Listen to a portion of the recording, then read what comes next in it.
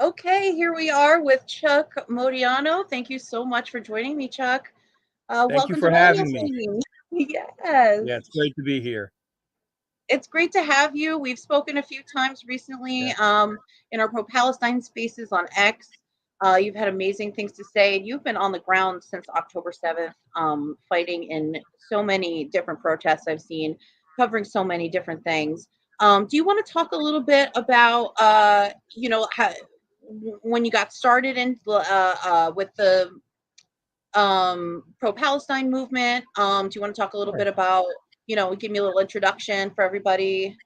Yeah, sure. Well, thank you. I'm a guy with a cell phone who I stick in people's faces, and I ask them why they came out today, and that's exactly how I got started. Really, I mean, I dabbled a little before, but it was really Trayvon Martin when he was killed, murdered, I Mhm. should say.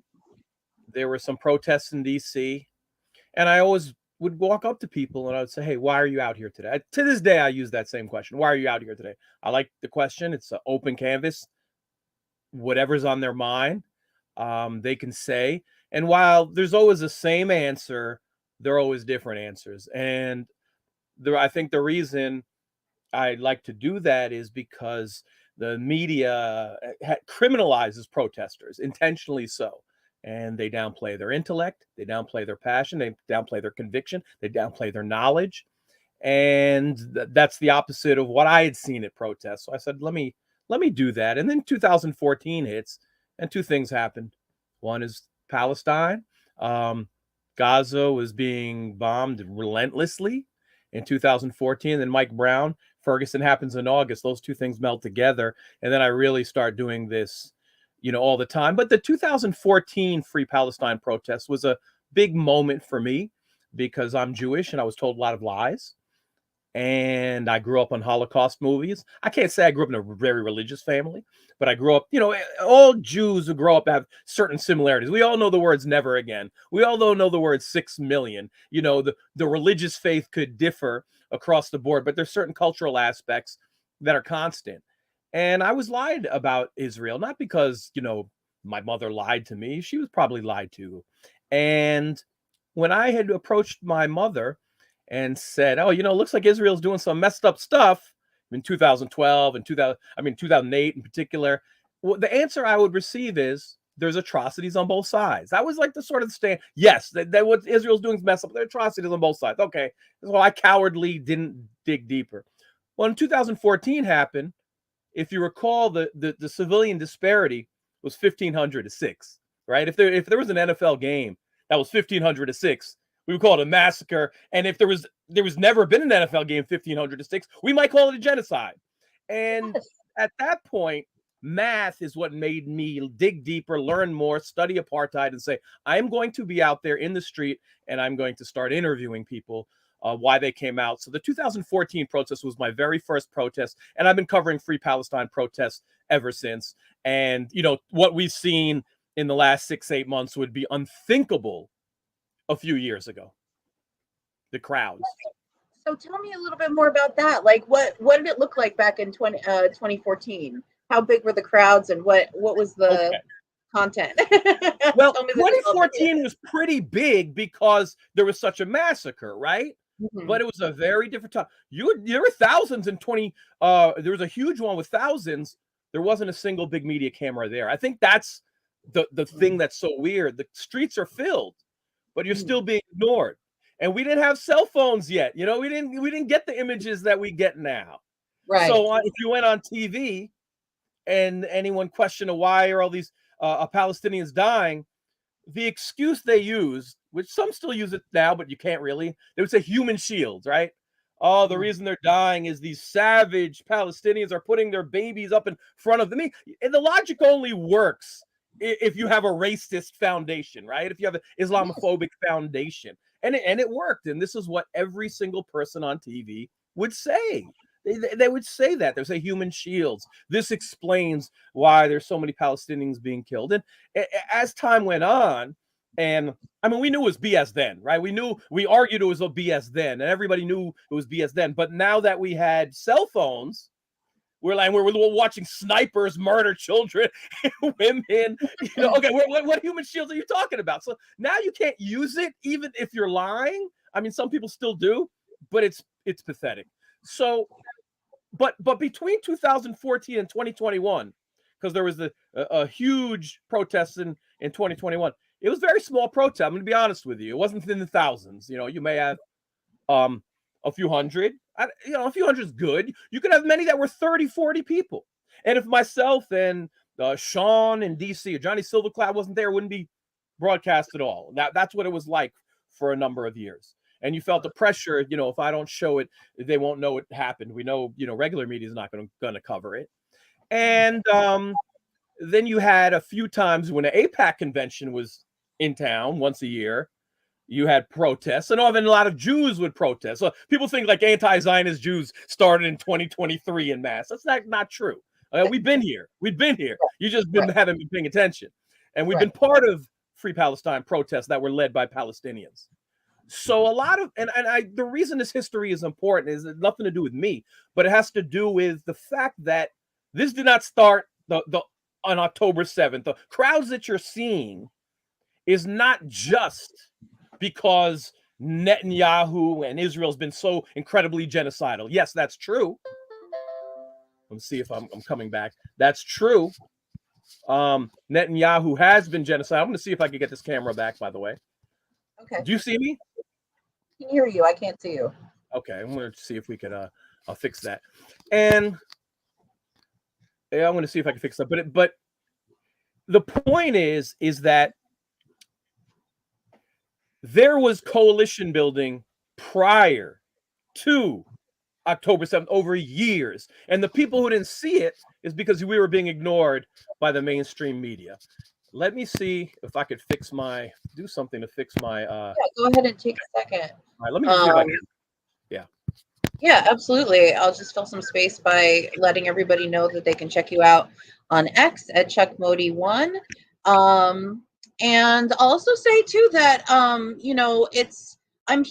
hear that from a lot of people. I spoke to Justine Barron recently about our Jewish upbringing and how we both were pro-Palestinian and how we had different relationships with the Zionism within our Judaism upbringing.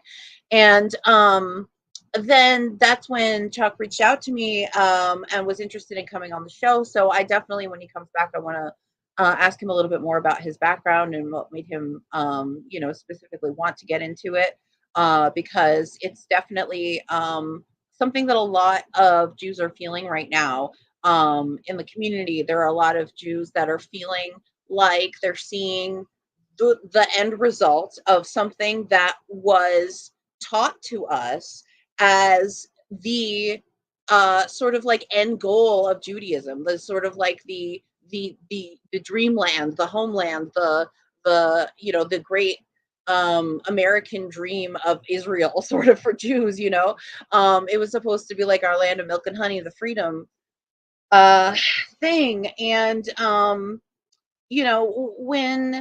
when you're growing up in a Jewish bubble and you really feel sort of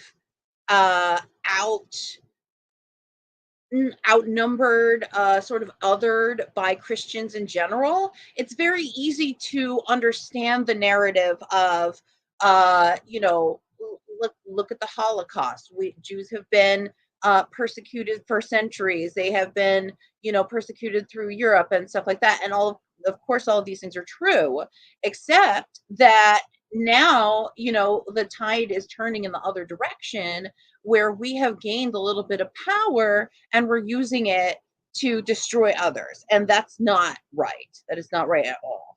And we need to start to really think about and deconstruct a lot of the narratives we were told as kids, a lot of the prayers, even as I've mentioned a few times, at Passover, which was ironic because it had just Passover. We say next year in Israel. That's what we toast to. We pour a cup of wine and we clink and we say next year in Israel. And I just want everybody to think about how many dead bodies it took for us to be able to say that. You know what I'm saying? I mean, that's not something that they have in the children's Haggadahs at Passover. That's not something that, when we're saying like the 4 questions and shit, we fucking understand. You know what I'm saying? Okay, Chuck's back. Here we go. Add you back. Hey, how you doing? Hey, how are you? So something Good. is a little going wrong with my camera and it switched, so I'm gonna do my best. You're good. Yeah, okay. So It looks like you just moved to a lot nicer house. yeah, I just in between while I was away, I knocked out a real estate deal and moved into a new home. So Man, I wish I had that kind of fuck you money. That's beautiful. That's right. That's right. You see my new couch is beautiful. It's gorgeous. Yeah. I love it. Yeah. That's right. So yeah, I was just kind of BSing until you came back, but I was reiterating some of what I was talking about on my previous show with Justine Barron about having grown up. I love Jewish. Justine, by the way. Yes, she's fantastic. She is so smart and such a dedicated journalist. I love her work. And so yeah, I just want to kind of hand off to you a little bit to talk about if you wanted to address some of what we were talking about. Yeah. On that show, if you want to talk about a little bit about your Jewish upbringing and how that inspired you to become pro-Palestinian. Would you like to address that? Yeah. Yeah, I would. I think it's important. But let me shout out to Justine Barron. We were on a panel together. She wrote an incredible book on Freddie Gray. And it was incredible because it wasn't just a book. A lot of people who have written books, and credit to anyone who's written a good book. But she did investigative reporting for years that anyone could have done. Certainly the police could have done, and uncovered a lot of corruption in the killing of Freddie Gray and the murder of Freddie Gray. And it almost in a huge conspiracy, not just police, media, that we've seen to cover up that murder. So I can't say enough about the work she did on that book. But as you asked about Palestine, and your question was about, well, how does Jewish upbringing relate? Well, it relates in that, like, I grew up in Holocaust movies. I think when I was 8 or 9, it was like one of these Holocaust movies that was like an 8-9 part series. This is before Schindler's List and maybe some more famous ones. And I remember as a kid, we sat down to watch it, and even as a kid, I felt like I feel like I'm a little too young for this. It was like heavy, right? But Jewish parents will do this, and it's important, I guess, for if you're Jewish, every Jewish kid is doing this, and part of Jewish culture, 2 words: never again. Every Jewish family, no matter what level of their religious faith, have heard the 2 words never again. This can happen never again. So hypersensitivity. So if we even see the slightest inclination towards a genocide, towards a Holocaust, you stop it. And somewhere along the way, well, you have plenty of anti-Zionist Jews out here practicing never again, meaning never again to anyone, never again to any group. That's what never again means. And then you have Zionists, and Zionist is a political stance. In my view, Zionist is a white supremacist stance. And it was a right-wing extreme political movement that's only about 100 years old, much younger than Judaism, right? And Judaism says every life is precious. And almost every religion has language to that effect. And Zionism is a political movement. It's a settler colonial political movement. But when you really look at the roots, it's a European movement. So I'm a Sephardic Jew. My father was from Egypt. And, Muslim, pre-1940s, you had Muslims, you had Jews, living together, and you had a lot of a shared culture.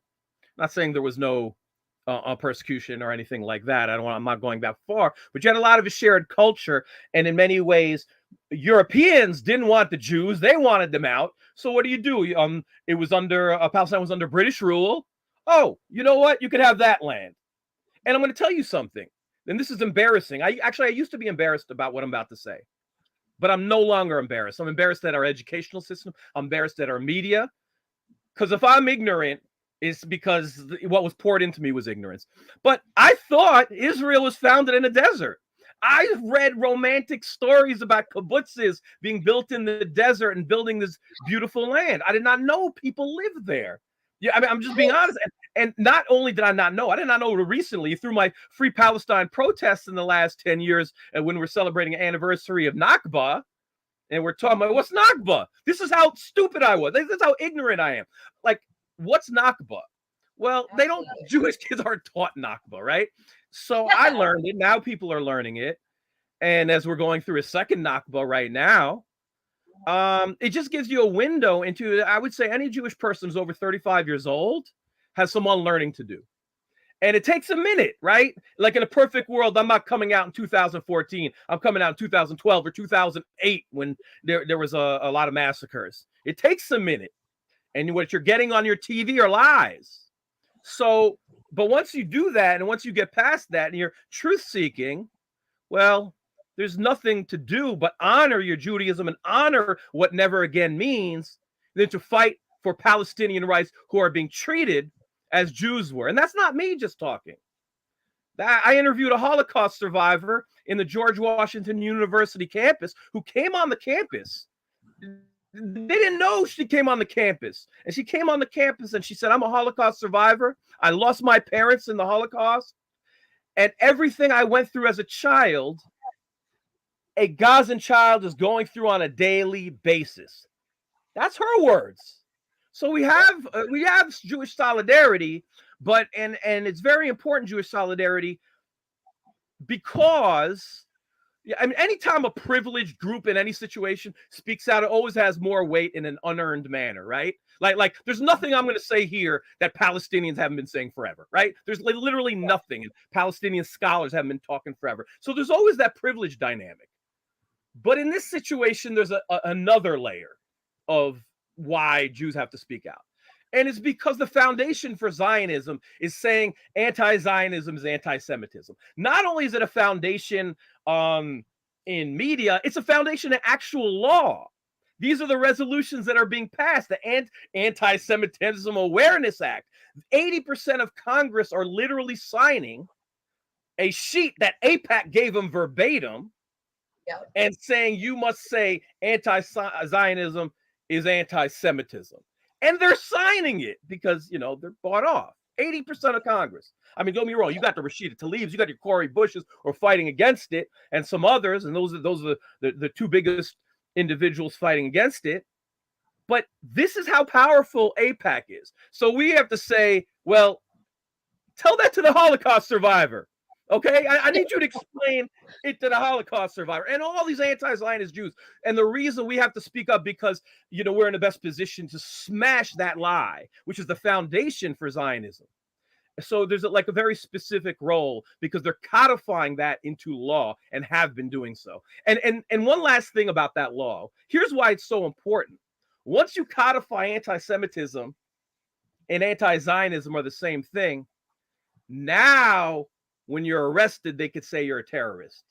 Similar to what they did to the Cop City, Stop Cop City 61, who were on RICO charges. They could say you're a terrorist because you're doing a hate crime. Once you say it's equal, and I say Israel's an apartheid state, now it's a hate crime because they legally define saying Israel's an apartheid state as anti-Semitic in their law. So this and to add insult, that definition came with, it's called the IHRA definition, International Holocaust Remembrance Association. So they're using the Holocaust in our name to justify these hate crimes. And I think what's interesting about the IHRA definition, Trump started it in 2019 and Biden kept it. And now it's being codified all over the place. I didn't even know that. Oh my God. Yeah. And you know, I said this to Justine too last time, but it's important. I'll say it again. You know, that law is going to be used to arrest Jews. That law is going to be used to arrest Jews that are protesting for Palestinian lives. Yeah. They're arresting Jewish studies professors. They're telling the Jewish studies professors about Jewish studies. And here's the thing. You have a lot of Jewish studies professors in America who left Israel. And why did they leave Israel? Jewish study professors understand Judaism. They understand the history. and they weren't able to teach in Israel because they know the truth, because they're teaching the truth. They're not teaching the lie. They're not teaching the propaganda. So a lot of those Yeah. Jewish studies professors end up in America, and they're teaching the truth, and they're being arrested for being anti-Semitic. Isn't that something? I mean, man, yeah, unreal, unreal. So we talked a little bit also when I was with Justine about this is what I've been seeing because I haven't been to many protests on the ground. I've been doing most of my work online, and And you're doing great work, I by the way. oh, you're very sweet. Thank you. Yeah. I'm trying. I'm trying. Yeah. I'm disabled and trying. And you do amazing work, and Yeah. I've always loved you for that. But yeah, but what we have been seeing online is that we have been seeing sort of everybody clinging to this incident as sort of an opportunity, right? So we have people who are actually fighting for Palestinians, but then we also have people who are interested in white supremacy, and they're interested in sort of ghettoing the Jews in Israel, and that letting the Jews kill off Palestinians, and then they'll be easier to kill once they kill off the Palestinians, and then white supremacists can jump in. There are people that actually support Zionism because of this, right? There are white supremacists that are starting to encroach in on this movement. So I wanted to know what you had to say, if you had seen anything on the ground. What are the composition of the crowds that you're seeing? What, just tell me a little bit about what it's like, oh no, did I lose him again? Come back. I just got to my meaty question. But yeah, I'm definitely curious to know if he's seeing anything specific on the ground that's reflecting some of those things. As I mentioned in my previous interview, we were seeing everything from, just complete useful idiots to people actually, you know, mimicking Nazi talking points, like in saying, in sort of support of Palestinians, but against the Jews. They were coming out with Nazi talking points to do this. I mean, how if the Holocaust is supposed to be this sort of like, nexus of like sort of direction, this sort of like, this our sort of like motivation for being, you know what I mean? Like, what our Holocaust, past is supposed to, move Jews forward to a future where that never happens again. As he was saying, never again, never again. Oh shit, he's back. Sorry, I'm so sorry. I was having bullshitting Don't and then be I got sorry. bullshitting. Like you said, never again. Yeah. So absolutely. So tell me, what are you seeing on the ground as far as that goes? Are you seeing anything creepy? Are you seeing mostly good things, or what's the story? These young kids are giving me hope. I won't lie. These young kids are giving me hope. They're That's great. incredible. They're incredible. They're organized. I've never seen groups this organized. Now I could speak to DC, right? I mean, obviously I watch the same videos everyone else, but I could speak intimately to DC because I've covered DC for about 12 years now, the street protest scene. And there are two levels of organization I hadn't seen before really this year.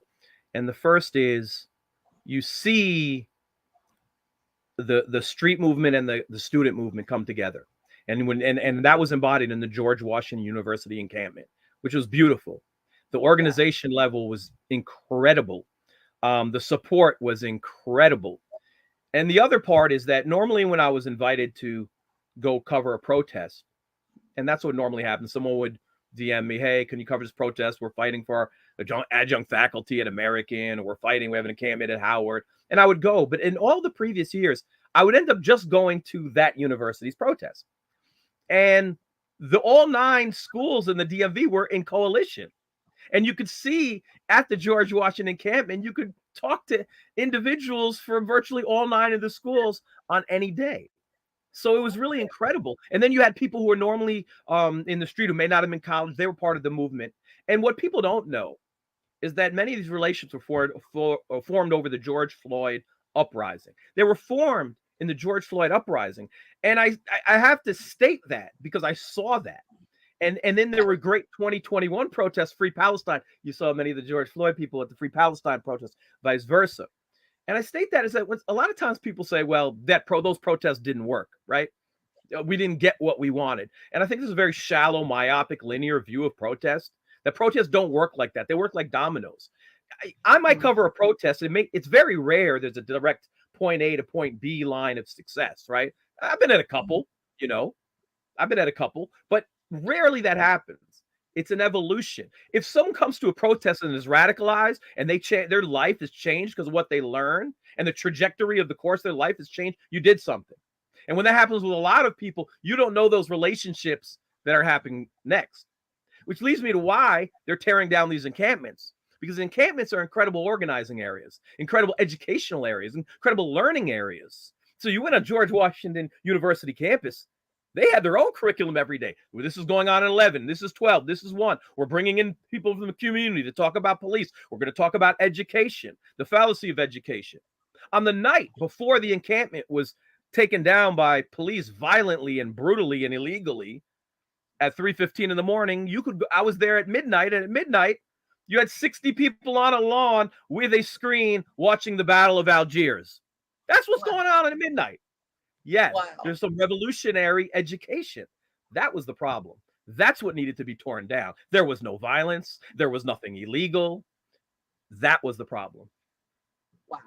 That's amazing. Can you go a little bit more into detail on what people are talking about or studying at these encampments?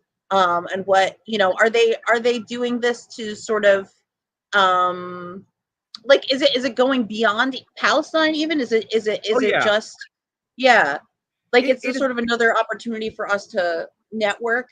I definitely agree with what you were saying about, the BLM movement and having it. Yeah. I see it too. Go ahead, please. It's absolutely going beyond Palestine. I think Angela Davis this week said something interesting. She said, Palestine is a litmus test for our morality. That's what she said. Like, it's literally and litmus test. A lot of times people use litmus tests like unfairly, right? If you don't stand with me exactly on this issue, then you're gone. I'm not messing with you. And I've actually been a victim of that. When I disagree. But if there is ever going to be a litmus test, genocide is that litmus test, right? Like that's you don't get worse than that. Like that's the worst possible outcome. So because a genocide has taken place, because it's being live streamed, the first ever live stream genocide, I promise you the Holocaust would have gone differently if we had cell phones. I promise you the Jim Crow and those lynching parties would have been drawn back differently. I promise you American slavery would have been shortened had we had cell phones back in those days, because all of those horrors were built on lies. All of those horrors were built on everybody's happy in their place. And now you can't lie like you used to. So that's why they're trying to ban TikTok. So, when we really look at what's happening, the young people are waking up, and they're waking up because they're getting some of the real news. And I have to tell people who are a little bit older, like, when I had an argument when I was young, I couldn't just, like, when I was in school, answer the question. Now you can go on the internet, right? Now you can find a video of anything you want. You could look it up. Now you're getting information in real time, so that we see the videos. We know about the human rights reports. So the young people are learning, and they have so much more access to information. So hiding that information, which the American empire has always done, is harder than it's ever been. And that is why you are seeing some of these new fascist laws come out every other week. Because if you can't control the flow of information, if you can't be that gatekeeper, then you're going to have to ban some information. Absolutely. And you're a perfect person to comment on this. I mean, we are in a completely different media landscape, right, than we used to be. We're not strangled by mainstream media in the same ways. Would you like to comment on that, or how maybe some of the changes you've seen over time? Sure. I mean, a wonderful thing is happening with these cell phones, and even organizations themselves are starting to be more savvy with putting work out. A few years ago, I felt like if I didn't go to a protest, a lot of things wouldn't be shown. Now the organizations themselves are showing it on Instagram, and you're seeing it. So we're getting more tech savvy. And That's really, really important. It's interesting. Back in October, I think 2 weeks, it might have been 2 weeks after, there was a national march. It was a Mm. huge, tens of thousands. And I posted a video, and I got a good high spot. I'm always looking for high spots. Went up these stairs, and a giant Palestinian flag. And the line went on for days. Mm. And it was just a wonderful little clip. Got millions of views, but I'm gonna tell you why I got millions. It wouldn't, if I did the same clip now, it would never get millions of views. But it did in October because people couldn't imagine from what they were hearing on their TV, on CNN, on MSNBC, on Fox, on CBS, on ABC, that could have been happening. Because all they kept talking about is like October 7th, October 7th, October 7th. No context Yep. before October 7th. Nothing about Israeli apartheid. Nothing about Palestinians being murdered, being tortured. Nothing after October 7th. Just October 7th. And then here's what the weirdest thing. I put this video out, and I started getting so many people who were saying, this isn't real. This isn't real. Like they're actors or they're paid. Of course, the anti-Semitic Soros or something like that, right? And it wasn't one or two or three. They couldn't fathom what was happening in the streets.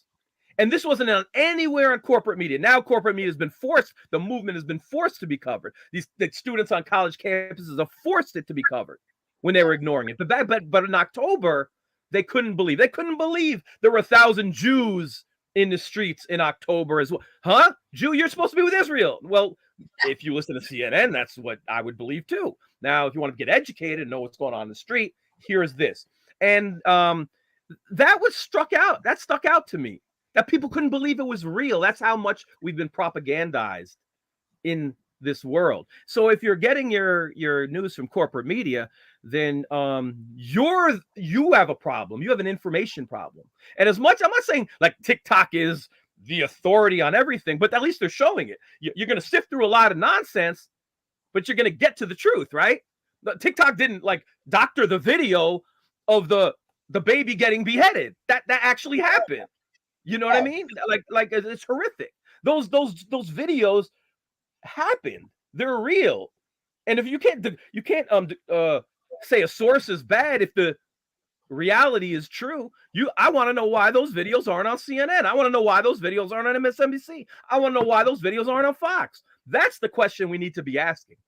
Yeah, because if they were, the whole country would riot. They're horrifying. Yep. Honestly, and I don't think a lot of people have seen them other than those who are paying attention to social media. That's right. Then you're right, and that's probably a large reason why young people are leading this movement in a big way, because a lot of those videos came to TikTok first, they came to Instagram first. Right. So yeah, I 100%. So let's see. Tell me a little bit more about so tell me about like your most recent protest, and tell me a little bit more about like what you're seeing on the ground organizationally. Like who is obviously, like, who are the organizations that are involved in running these protests? Okay. Yeah. That's a great question. So yeah. I guess I'm going to move ahead and then move back. June 8th. June 8th. I'm going to say it a third time. June 8th. Like June 8th. June 8th. I can't say it enough. I was at the Palestine, People's Conference for Palestine in Detroit this past weekend. 3,500 people there. That would be unthinkable a few years ago. You know what I mean? Mm-hmm. Coming for a free Palestine organizing. And while that happens on the third day, and it was incredible, by the way, and you had Wayne State University at the time, it had an encampment they started that weekend as well. And while that was happening on the third day, we get the news about Rafah. And Rafah, as you know, I'm sure everybody listening knows, Biden said that was a red line. That is where people evacuated to. That's untouchable. Not like there shouldn't have been other red lines in Gaza and the West Bank. There are a million red lines that have already been crossed. The only difference is Biden himself said this was a red line. They've all been red lines. Yeah. So this news comes in a couple hours late, but it comes in, in the afternoon on the third day of a conference, which there was incredible energy. It gets somber for, a while, as you could expect. I'm a little messed up hearing the news and hearing some of the images and looking at our phones. And then about an hour later, 2 hours later, at the conference, they decide June 8th. If Biden is not going to draw the red line, we are going to draw the red line for him. And on June 8th, everybody is going to come from around the country in red, dressed in red, and surround the White House to form that red line. That if Biden Yes. can't do it, the people will. So come to DC June. I had other big plans. I'm gonna be honest. I had other big plans canceled. This is going to be big. I'll start there, and that happened about 2 hours. That decision after Rafa, and to go a little bit, prior to that of what you were saying, and this answers an earlier question Mhm. about it's about imperialism. So what is happening, you're seeing people from Cuba, you're seeing people from Puerto Rico, you're seeing everyone talk about colonization, the Philippines, because what's being said is this. We have 800 military bases, and America is in every place around the world. It has hands everywhere in Africa, in the Congo. And if you can't stop a genocide that is being live streamed with a Democratic administration, then what hope is there for anybody else? So everybody has solidarity with the Palestinians, and everyone there who's been colonized, who was against imperialism, sees the broader connection. That Palestine is the heart of U.S. imperialism. And if you're going to make any headway, it starts with Palestine. And then the second part of that is that while is this international lens, and there was at the conference, there's also very much a local lens. And we're seeing that in the heart of Atlanta with the Stop Cop City movement, and who've taught me a lot and have been way ahead of everybody, because they've had a Gilly program for about 20 years now, which sprouted out after the Olympics of 1996, where they've had an international exchange with Israel. They're all across the country, by the way, but theirs was the most, I think, involved. And you had Atlanta Okay. police would go to Israel Gilly program. They would come back, and there would be cross training, and you could see quote after quote after quote about how this is the best training I've ever been to. And what they do there is you learn how to treat Americans, notably Black and brown Americans, like Israel treats Gazans, right? Like Israel treats Palestinians, and how to better do so, right? So the in DC, the ex-chief Kathy Lanier, she went over and came back raving about it, best training ever received. And I will give you just like an anecdote, one of many anecdotes that have come out of it. I interviewed Eugene Puryear, who's done great work in DC and is just doing great work at Breakthrough News. Talk about independent media. And Yeah, Eugene, absolutely. Eugene told me he was talking to one of the officers when he was protesting, and they shared something. So one of the things I learned in Israel, I mean, it's a small thing, but it's indicative. You leave the lights on in your car. If you're in a neighborhood, you're in a Anacostia, you're Mhm. Black, you leave the lights on in the car, because you let them always know that you're there. It's an intimidation Mhm. tactic. Let them always know that you're there. Yeah. In that what Israel is doing is taking the already overly aggressive U.S. police force, and how do you be an occupying force? How do you be a force of intimidation? How do you increase your surveillance? And that has been happening. So when the Stop Cop City folks are trying to fight Cop City, they're seeing the future, and there's at least 69 Cop Cities plans to be built all across the country, even though crime is down, and many of it is with private funds. The privatization of police is a very scary thing. So this is the future of fascism that's happening now, and is going to be bigger in the future, and it is directly tied to Israel. It's not indirectly. It's not symbolic. I know when Martin Luther King says injustice anywhere is an injustice everywhere, and I agree with that. But that's symbolic. I'm saying there's a Yeah. direct connection between Israel and what happens to American policing. And American policing will become the IDF. And many have said, if you're listening to Chance, already are. Yes, absolutely. And I think you can even see it, on your daily drive. You can see that there are cop cars just hanging out. There were no cops in them. You can see that they have more, ginormous tank type vehicles. Even like the Hummers and stuff. You see cops or like or police cars that are black on black. Have you ever seen those? Like it's like the word police is written in black on a black car so that when you're driving in traffic, you can't see it. Like it's just literally creating a steady presence. Absolutely. You're seeing them more in public areas and you kind of can't walk anywhere without running into a cop these days. It's You can't. definitely And increased. you can't. And on the most Yeah. aggressive end, there's a story that came out this weekend, this past week in the Guardian. I think Timothy Pratt wrote a great story. All of the Cop City protesters, they're being surveilled, like they're being followed, tailed by police cars, marked and unmarked every day. It's outside their home, and it's not illegal. It's an intimidation tactic, and this is what the police are doing. This is how they're using their time. They want the protest movement to die down. So when we get to the root of why there are these cop cities, it has nothing to do with crime. It has to do with people protesting the criminal behavior of the United States government, or in that case, the Atlanta City Council, which is bought off by a whole bunch of corporations, Home Depot and others. So we're seeing the corporatization of police, and they're trying to stop it. And they're amazing in Atlanta. They're really amazing. Yeah, absolutely. They are. Absolutely. I haven't been following as closely, but you're absolutely right. And I definitely encourage everybody to go check out their work. And shout out to Students of Justice for Palestine, by the way.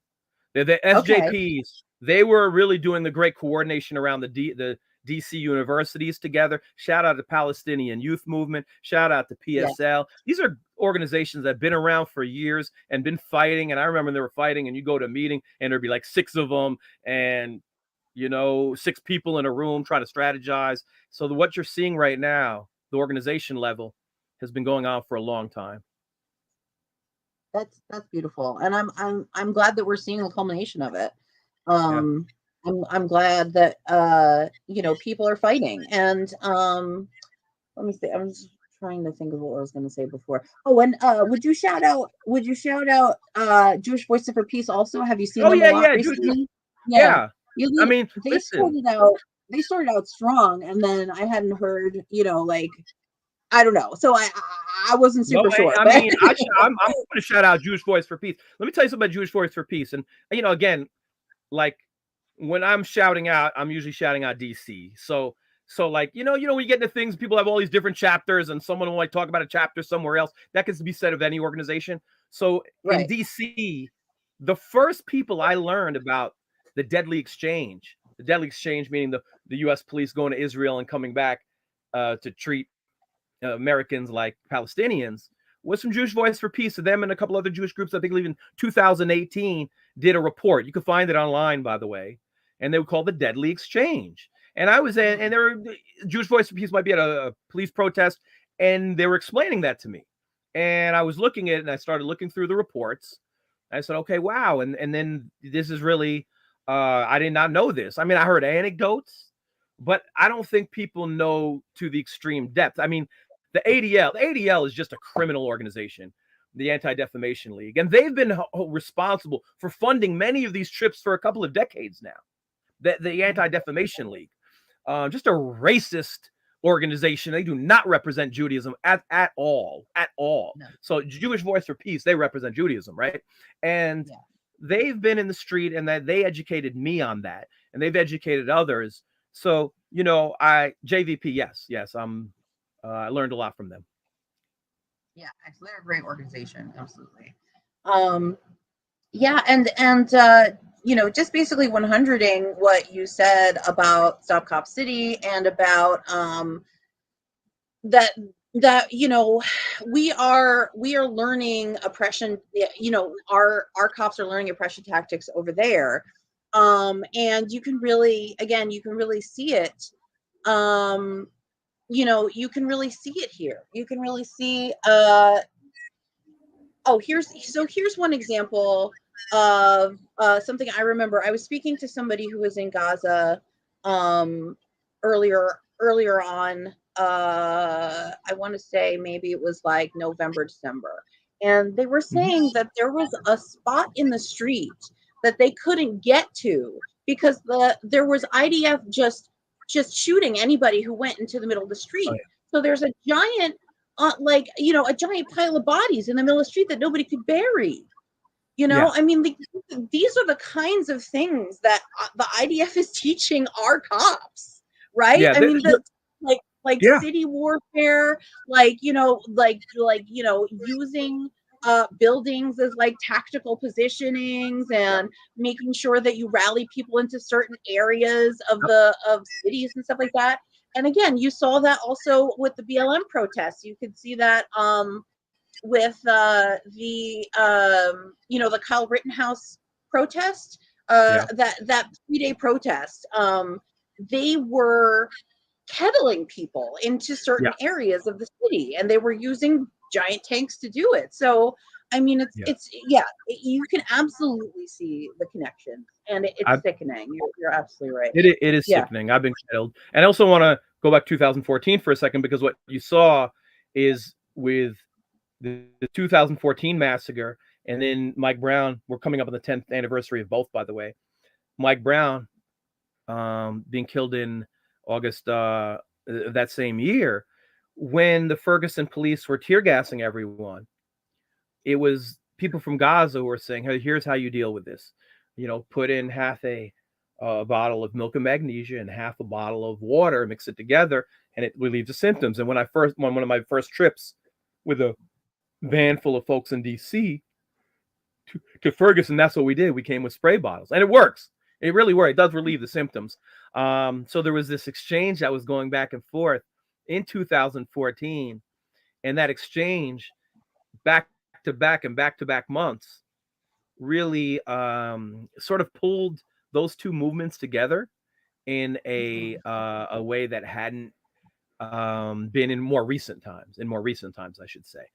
I Mhm. mean, because there is a history, but that was a very interesting time period. So when we were in Ferguson, we heard a lot of Free Palestine. But what happened is those people who were saying that, they would stop being interviewed in mainstream media. Wow. Yeah. Yeah, it's just insane to me. Like, I mean, I'm working with Christina Khalil in the Green Party, and it's just insane to me, like how shut Take your team. out you can be from the Yeah. mainstream media. I mean, Oh yeah. to the point where I had somebody ask me if Jill Stein was even campaigning, and I'm like, really? Right. Well, they shut down the primary. There was no primaries this year. I think Yeah. Joe Biden said, "I'm not going to debate anyone." Okay, so we're going to have a future, and we're not either. The citizenry is not even worthy of having debates. We're not even have debates. We're not even going to talk about it, right? I mean, so That you is how can't you go and defend say democracy, Trump is my stopping friends. democracy when you're sort of replicating the same process.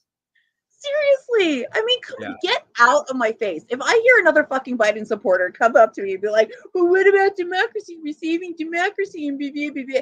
Well, you would have to have democracy in the first place if you were saving it. Okay, we don't Right. have it right now, and you're certainly making it worse. We don't have it, but I think we don't even have it on. We have to distinguish international level, right? Because we know Yeah, 77% of Democrats want a ceasefire.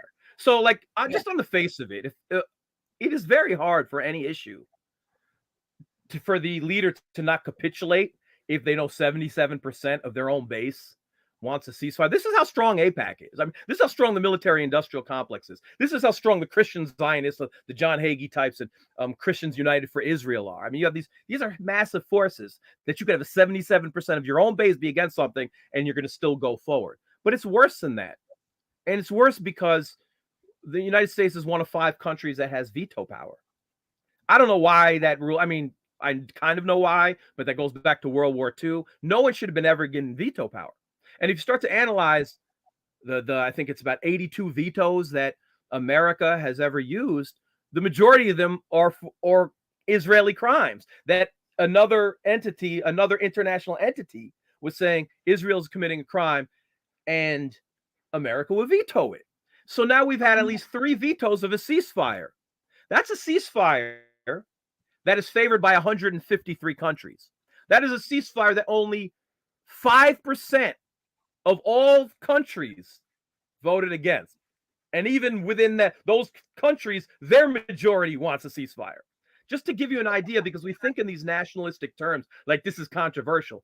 I would argue probably 95% of the entire world wants a ceasefire and knows Israel's committing crime. So the United States is taking a position that probably 5% of the entire world agrees with. You cannot tell me, even just pragmatically, that is good politics in the future, in the long. Do you want the entire world to hate you? Keep doing what you're doing. Yeah, absolutely. Absolutely. You want the entire world to start feeling like there's an aristocracy again, and we got to do something about it. You're doing it, bud. Yeah, and it undermines the argument against Trump, because everything people say about Trump is true. I mean, Trump is an absolute fascist, bigot. Any superlative is absolutely true, right? Yes. But if you're going to try to make that argument, it helps to not have a fascist, bigot, genocidal maniac as your antidote. I mean, this is just simple stuff here. You know what I mean? Maybe put someone else, put forward someone else. So that's what the crazy part. So anybody, like, if you want to bash Trump, bash him. I bashed him all day, right? I've spent 4 years saying F Trump in the streets.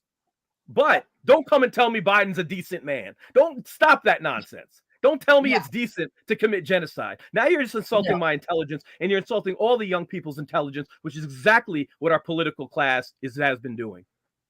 Yeah. Moreover, you're insulting all of the people who died in the genocide. Yeah, actually, moreover, thank you for recentering it. Yeah. And that's the other thing. The other thing is when someone is saying, okay, election, they're 5 months before the election. How many Palestinians could die in the next 5 months? Like I'm thinking about tomorrow, right? And I wonder sometimes if every single person who, just for pragmatic purposes, was saying, hey, you know what? I'm going to split the difference between the lesser genocidal fascists. If they all right now, if every single one said, Biden, stop it, I wonder can we stop a genocide? Like, I wonder. I mean, I don't know 100% of the answer, because AIPAC is really strong. But what if the poll said 95% of all Democrats said, you know what, we're uncommitted? Would the Dems make a move? I don't know the answer, but it's worth finding out. I think then we would see a test of some real fascism right then. Honestly, I have no confidence that Biden would listen to popular demand. No confidence. Yeah, but that I am salty, so maybe other people would think differently. But that's an excellent point. So yeah. Oh, and so if you want to make a quick statement or joke about the fact that they, that stupid port that they built to get aid into Gaza that fell into the fucking ocean. How much money did we spend on that? I mean, we knew it was nonsense when it was announced. We all knew it was nonsense. And every time that the United States says they're doing something to, for humanitarian reasons, it's for a militaristic reason. And one of the worst possible things that was done is to defund UNRWA. And we're talking about people giving humanitarian aid, and it's being blocked. This is a complete war crime. And you know what would happen? These trucks, they would go there, and there would be IDF officials, and they might find like one thing that might interpret it as a knife, turn it around, send it back. This is before they were actually blocking the roads. You had the vigilantes blocking the roads. There's war crime after war crime, and the United States participated in that to build whatever's floating in the ocean right now, and people are starving. People are starving to death. Do you see some of these pictures of these little babies that are skeletons? I mean, it's disgusting. How can any person of conscience be okay with this? How can anyone? So, like I said, when Angela Davis says this is the litmus test, it really is. It's a litmus test of one's humanity. It really is. There's no, people used to say, oh, you shouldn't have a purity test. Well, genocide, I should have a purity test. I think I really should. That's the ultimate purity test. There's no, you can't, or this is the other thing. you're a single issue voter. Like if you add up 10 issues, it equals genocide, right? You know what I mean? Oh, so I'm against the flat tax and you're against genocide. These are not equal things, okay? We're talking about human rights crimes. So we have to be clear about that. When we're talking about human rights crimes on this level, we don't talk about anything else. We stop the crime because it's happening right now. We end it now. That's an excellent point. I'm really glad you said that, because that's exactly what people will try to do. They'll try to sort of diminish it into an issue. They'll try to sort of, Right. try to move it to a specialty, category or whatever. But this is the only thing happening right now. I mean, like, there's a genocide going on, and that's the world needs to stop and fucking ameliorate it. And there are other genocides going on as well, and it's disgusting that we don't talk about them. The genocide in the Congo. So I mean, there's so many things, but it's really overwhelming to me that there are people that can look at those videos and try to explain it away. Absolutely, it's sickening, and it really, it really it is. says something to me. Yeah, I mean, because the thing is, like, I don't believe that every person who does that is a bad person. I believe that every person who does that sees something that they can't fit into their daily reality. That they believe that the world who does what? Who does what, Bess? Who does, like, everybody who sees a video and then tries to explain it away. I don't think everybody who sees the video and then tries to explain it away is necessarily at heart a bad person and wants that child to die. I think that person is in a place where they feel that they live in a just world, and this example is outside of that, and they can't process it. They do not want to change their perception of the just world, and therefore they have to explain it because it would explode their whole fucking perception of reality. No, they would crumble. They would crumble. You know what? There's a certain person that comes in my TL that just my head wants to explode. And they say Biden is doing every single thing he can do. And this is like 4 days after he sent $26 billion over, right? And my head's going to, and that's just like 2 weeks after there's a UN vote, the lone UN vote, that literally would have stopped the genocide, that you could add legal charges. This is like after the ICC and the ICJ rulings. So, but yes. And then I'll post this to them. So how does that person, it's what you're talking about, how does that person arrive there? You're right, their world would crumble because they see Joe Biden as a decent man. They value his words, not his policies. They value American exceptionalism. They value, this is the land they grew up in. And it is very, very hard for someone to turn 50, 60, 70 and say, everything I was taught is a lie. It's everything that I've believed my whole life. And I used to believe America was the best country in the world. I believed, I don't remember when that started changing, but I believe that. But you gradually move on. And when you find out like what's really going on around the world, right? Like we're like, oh my God, this country is interfering with us. And then you find out, oh my God, every other year we're having a coup in some country. And I only learned that in recent years. I wasn't taught that. And when you start to put it all together, you say, wow. And a lot of people, that's too much. And rather than deal with that reality of what America is doing all around the world as just a matter of habit and throwing elections and killing leaders and taking people, committing genocide, it's easier to say that's not true. That can't be true. It can't possibly be true. And I'm going to find any 1 in a million chance reason and sound absurd and ridiculous to believe that's not true. Absolutely. It's insane what the narratives that people can tell themselves. Yeah. And, thinking about what you were just saying about American exceptionalism, and then also what you were saying earlier about what we were taught about Israel growing up, and how we thought that, it just sort of like appeared, we settled in the desert and there was nobody there and we just sort of appeared. That's how we believe America started, right? That's how we're taught America started. Nobody here. Oh my gosh, we could just come and settle in this beautiful land. Columbus discovered it. That's what I was, Columbus discovered it. Discovered it. Yeah, no one was living here. Actually, it's funny. He didn't even get credit on that because he didn't even land in America, right? He couldn't even do that right. So even by that, his own explorer standards, it's ridiculous. But you're right. I mean, you're right.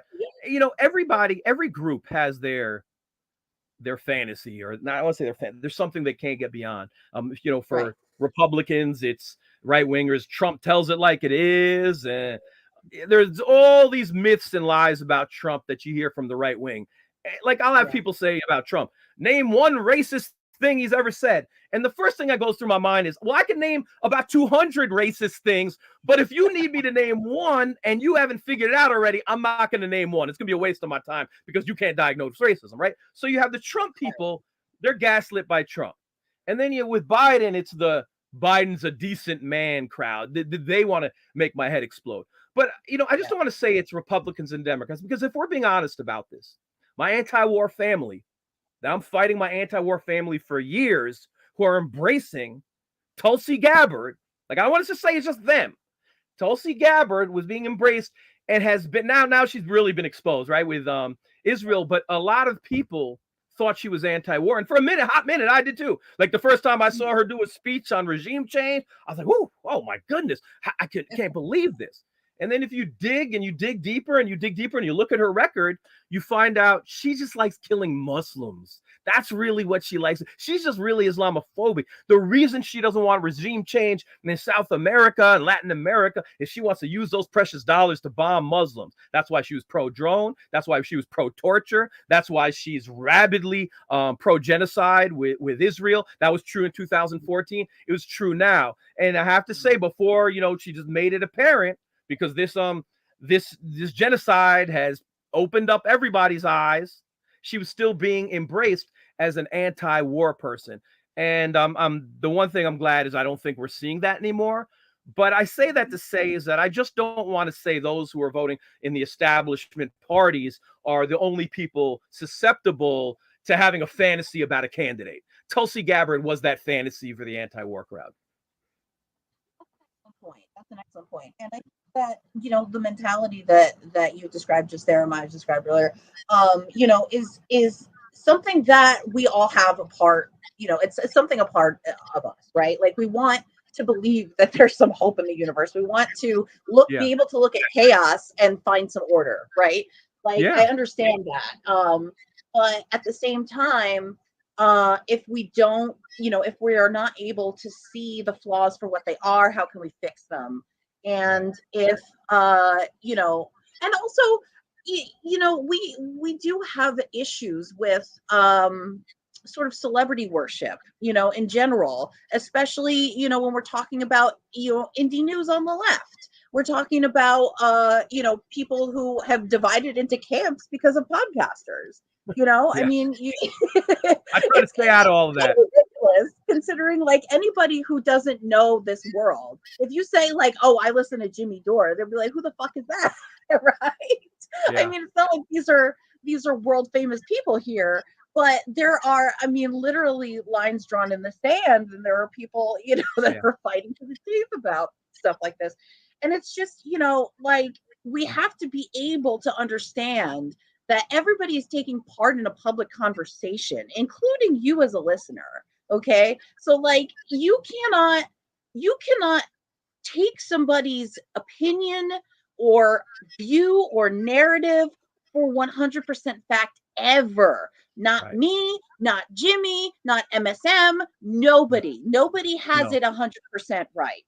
You have to think for yourself. Yeah. And in Yeah. some ways, you do see on the left, there's a tribalism that has some ways replicated the very critiques that we have of the Democratic Party, right? The very Yeah. critiques that we have of the Republican Party, that level of tribalism. And you have to fight it. And it's tough fighting because it's a lonely place. I find myself in times I disagree with everybody, right? And you're like this island, but Yep. you have to stay true to the truth, or what you believe the truth to be. So, I think post Bernie, right? And sir, Yeah. hasn't Bernie been exposed? Oh my goodness. Yeah. So I post know. Bernie, he's been so exposed. And I thought better of him. So I'm not immune. I was putting some more faith in Bernie than I thought he'd come through, right? We Yeah. all could have the wool pulled over our eyes. Elizabeth Warren's saying nonsense now after she's Yep. funding genocide. So that there's just so many lies, and we have to learn from them. But in the post aftermath of Bernie, everybody started going in their camps, and in some ways replicating the very critiques that we had of the establishment. And we have to make sure we don't do that, even if it means we're going to have fewer listeners, right? Even if it means we have to try to have a marketplace to have a dialogue and discussion to try to get at the truth. Hmm. Absolutely. I completely agree. And there are things that I think that people on TikTok, creators on TikTok are discovering that we could benefit from as a podcast community on the left. And there are, I again, because we're sort of used to mimicking like the mainstream media outlet by having interviews like this, where we're having, where we have like 5 news stories we go through, and so we're like doing a show for you. You know what I'm saying? Yeah. But there's a lot of uh other ways to sort of spread information and to spread your opinions that I think are being experimented with on TikTok, that really enable people to not only sort of think for themselves, but to be able to interact with and voice those opinions on TikTok, because you can Yeah. put a video reply and have conversations with people, and that there's it's really like, I really believe that the clickiness issue, the tribalism issue, the gatekeeping shit, that is Yeah. a human that is a It's a human human dynamic. what's that? It's a human What'd dynamic. you It's a say? human trait. Like we just It's a human fall trait, into groups for absolutely. security. Yeah. Yes, Yeah. absolutely. I We remember want taking an we want incredible to feel course on safe. conformity in college that I think back to a lot these days. I bet. Oh, that's cool. Yeah. Yeah. Yeah, because Yeah. people want to feel safe, they want to feel in control, and that's why, and especially if you're talking about politics or in a field about politics, there's going to be people who want power. Weird. Yeah. Yeah. So but I really want, to sort of spread the message that we need to start thinking about a different way to interact with each other. And like like my experience is coming from theater. As a theater person, I used to do I have a BA in theater. I used to do plays for like literally almost year Hmm. round as a child, right? Every year. And in every experience there was a hierarchy, right? Like you have a director, you have a producer, and you have the actors and stuff, but you have this creative dialogue where everybody is a part of the process, and Yeah. everybody has, I mean, there's obviously power dynamics and everything's different, but there is this presumption that like you speak everybody, you don't have to like say like, oh, Mr. or Mrs. There's no like, president, sir, whatever. Mhm. There's no like that level of hierarchy. You have the permission to be able to say, hey, John, the director, I have a different interpretation of this scene than you do. Let's discuss it. Can I do something a little different with this part? Like that kind of an energy is something that I'm much more comfortable with.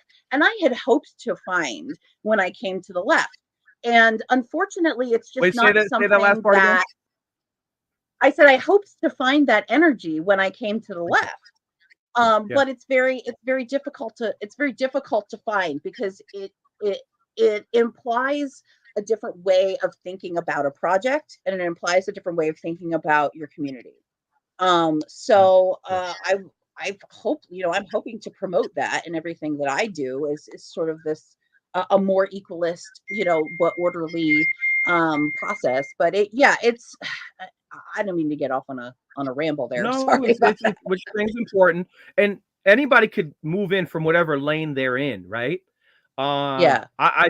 I choose journalism. I feel I'm good at that. I tried my hand a little at organizing. I'm horrible at that. You find what you do well, and Right. you move in that direction. And so, like, Right. you see, if that hasn't been evident in the last couple of months with these student protests, I don't know what is. So, like, I love these stories when workers, like in Colombia, the police wanted to take buses to jail and with all the protesters. And you remember what the bus drivers did? They're like, "No, I'm not doing it. I'm not driving this bus." Right? They're bus drivers. Yeah. That's what they did. Yeah. So we could really have a worker movement from so many angles to shut this down, and that's the next step. Those workers, having workers involved in that way. That's one of I could probably list off 10 examples. And wherever people are, wherever they Hmm. happen to be, they can make a contribution from where they sit. Some are in more comfortable places than others, Absolutely. obviously. Obviously. Obviously. Well, absolutely. I completely agree. As somebody on food stamps trying to fight the good fight, I try to squeeze in a little time for this every week. So, there's always room to speak out. And I definitely think that it's a oh, I lost my train of thought there. Never mind. Um Sorry about that. I lost my train of Well, thought. it's fine. Happens all the time. But yeah, but no, this was an amazing conversation. Is there Yeah, any other topic that you would like to touch on before wrapping um, up? you know, right now it's been more my head's at, but there are crazy laws going all across the country right now. I mean, it's like every day a new Yeah, book is being banned. There's fascism everywhere, right, at the local level, and we're not paying attention to that at the local level because it's happening so much at the global level. But on some level, it's tied together because we're seeing the end of free speech, and we're seeing it so blatantly, whether it's the people being beat down, including professors or like 70 years old yes, being beaten down on college campuses. Fascism is here, and it's nothing looks good really in the future. It's just how bad it might be. But what is good is that we're seeing a level of reaction and awareness and awakening of the likes we haven't seen in decades. You might have to go back to the 60s to even talk about this level of awakening. And obviously cell yeah, phones has a lot to do with that. And I don't think you could put the genie back in the bottle. I really don't. The right, hypocrisy is too wide open. It's too easy to see. People who don't want to see it are seeing it. absolutely. I completely agree. And actually, But that June 8th, that's triggered where what I I want to end with. June 8th. June 8th, absolutely. We'll get there in a sec. I remember what I wanted to say, and I think that the most important thing that we can do to fight fascism on a daily basis is to try to reject it in our everyday lives.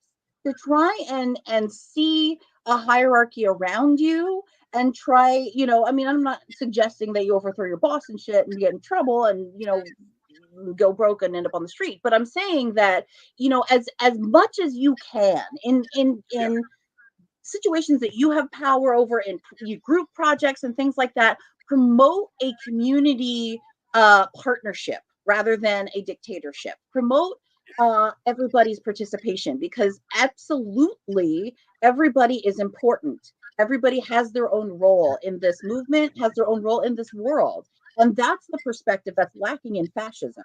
That's the perspective. That's absolutely right. And Yeah, it's also a lot of the reason I'm interviewing the young people in the streets, because they're just amazing. We're seeing an incredible level of condescension towards them on cable TV. It could be Joe Scarborough, Mika, it could be a Bill Maher, it could be Hillary Clinton. Young kids, they don't know today. You're hearing all that, and the exact opposite is true. They're seeing the truth for what it is. And I myself, and I've always had incredible respect, is that I learned from what a lot of the young people I'm interviewing know. It's incredible. And the exchange that was going on in these campuses and the exchanges of truth, it's really amazing. So um I think we have to honor the young people who are really starting this fight, and also remember that that's historically true, right? The young people who are doing the sit-ins were condescended to in the 60s. And then the last 100. part I'll say about that. That's one of my favorite stories is the Greensboro Four, Zell Ford and others. The reason that's my one of my favorite stories is that when the Greensboro Four sat in the Woolworths, like by the end of the week, it was like happening at 100 Woolworths, 100 restaurants, and it'll like all over it. By 2 weeks, it was all over every campus. And who did that? It wasn't Martin Luther King. It wasn't Malcolm X, right? It was, you know, for college students. They started it. And I always wonder why that doesn't get more attention, but I think I know the answer. It's like, if I said I want to be Martin Luther King, I could never be Martin Luther King. He's such an incredible orator. I could never be Malcolm X. Oh no, did we lose you? We have a frozen camera. Um, So so if I'll just fill the space for a second, I'll completely agree with that and say that again, that's the best answer to fascism, right? Is that the problem with celebrity worship and the problem with worship of our leadership and sort of following without thinking for yourself is that the lie is that who you are following, the dictator you are following, the celebrity you are following is better than you. That's the lie. Because it's not true. Everyone is human, everyone is fallible, and everybody is has some kind of intelligence. And everybody has the power to think about things differently and to try to make a different lives for themselves. So hopefully we'll get Chuck back to say a little goodbye. Sorry for my girlfriend choking in the background. Don't die. Are you okay? She's fine. She's fine. Nobody panic. She's fine. But yeah, I absolutely. I mean, the best thing that you can do. Oh, hey Jira, and hey Warren. So sorry I didn't see you guys before. Thank you so much for popping in. I love you guys so much. Um, yeah, I mean, just what was I rambling about? I don't know, fascism and promoting a spirit of working together as a community, trying to understand that everybody really is equal. Like do not, like that is such a mind hurdle that we have to get over, right? That everybody is actually really, really, really equal, though, because we don't grow up with that. We don't grow up with that as children. We don't grow up with that, as students. We are always subjected to being, being told that we're less than, being told that we don't know things, being told, that we need to be looked after, right? But that's never the case. We are all adults, and the best antidote to fascism is being in a community and having the balls to think for yourself, not blindly following somebody who you think is better than you, because that, again, that is the big lie. That is the big lie. Celebrities are not better than you, uh, and and politicians are not better than you. Nobody's better than you, right? So anyway, so I was trying to fill the space while you were gone there. Sorry about that. That's quite all right. um, I think I'll close really what I was saying about how much I love the Greensboro Four and why they're so yeah. important is because any of us could be them, right? Any of us Yes. they're just people. They weren't famous. They weren't exceptionally like a great orator like Martin or Malcolm. I mean, you had incredible people like Ella Baker who's doing organizing, never gets enough attention. Um, but that's why I like the Greensboro Four. So I felt what we were seeing around these campuses was in that spirit, the regular students. And you're talking about celebrity culture, and I'm a sports nut, I'm a sports writer, and do some sports media. And one of the things we always like to ask over the years, which I started finding tiresome, was the question about the athlete and celebrity. Why doesn't X celebrity speak up, right? Why doesn't this celebrity speak up or that athlete speak up? And over time, I came to find that out was that it started turning into we were waiting for a savior. Why are we waiting for anyone else to speak up? I see people in the street in DC all the time. They're speaking up. I promise you, people in their own community are speaking up. I'm not saying you got to do what I do and pull out a phone, help which from whatever lane you can help. But, that's part of the reason why I go on the street because people are speaking up. We got to find them. And I used to say a voice for the voiceless, and that was a mistake. I don't say I want to be a voice for the voiceless. I want to amplify the unheard because they're unheard. They're out there. They're fighting. They've always been fighting. There's always been people fighting. And we want to amplify their voice so that people know that they're talking. People who are ignoring them, people who are gatekeeping. And we could be the Greensboro Four. We could be on our school campus. We could start something. We could do something possibly where we work. Some people are in more precarious situations than others. But you Yeah. can do something where you live. You don't have to wait for a savior. You don't have to wait for a celebrity. Would I love if Taylor Swift and all her millions of Swifties, she said, free Palestine with her fist in there. I would love it. All the white women, white girls around the country moving that crowd. That would be incredible, right? But I ain't waiting for Taylor Swift, right? I'm not waiting for her. Right. We're gonna move ahead, and if she wants to come ahead, I say that because I see a lot of the Swifties. You see Swifties for Palestine? Have you seen that Right. movement? Yeah, they're Mhm. starting that, and they're like, "I'm blocking Taylor Swift. I love her. She's not speaking." And we could do those pressures, but as long as we're doing the work, and they could come when they want to come. Absolutely. Absolutely. And thank you so much for coming on the show and sharing your Thank you. experiences. Thank you for all the work you've been doing for years and years. And thank you so much for being my friend. You're awesome. Yeah, Beth, thank you for having me. I appreciate it. Yeah, absolutely. One more time, tell me about June 8th. Go to the White Yeah. House, June 8th. Go. All right. June 8th, DC. Biden will not draw a red line. So they're asking everybody to come in red, dressed in red, and going to encircle the White House. There might be a lot of blocks when you really go all the way around, and people are going to encircle the White House, and we're going to draw our own red line. So there's going to be massive protests, people coming from all around the country. So wherever you're coming, and I know in certain cities, depending where you live, there are buses that are being organized to come down. So if that's a cost is a challenge, that might mitigate some of those costs to research that. And you'll probably find it maybe if you check out Palestinian Youth Movement, I'm sure you could find more information on something like that. I see these posts on Twitter and IG. But June 8th, that's the big day. And we want to send a very loud message to the United States government, the United States Congress, because it's about 80% of Congress as well, right? It's about 80%. So, we have to let them know, and we have to keep fighting, and we want to end this genocide. Very cool. Very cool. Thank you so much for sharing that. I hope everybody can make it down there June 8th. And I'll also just give a real quick shout out. Hopefully this is coming out soon. That we are working, me and Pepper O'Shana Lewis are working on a fundraiser for 10 Palestinian families to escape Gaza. We're calling it Project Exodus, and we are hoping to launch it very soon. So that will be coming down the pipeline. Definitely look out for that. In the meantime, if you want to give money to Palestinians, go check out Pepper's X, because she has all the names listed there. All of there are also obviously many organizations that are working towards this. So anyway, thank you so much for coming. And Thank it was you. great to speak with you. This was an amazing conversation. I really appreciate it. I really appreciate it. Thank you so much. Thank you. All right. Have a great day, everyone. You have a good one. Free Palestine. Free Palestine.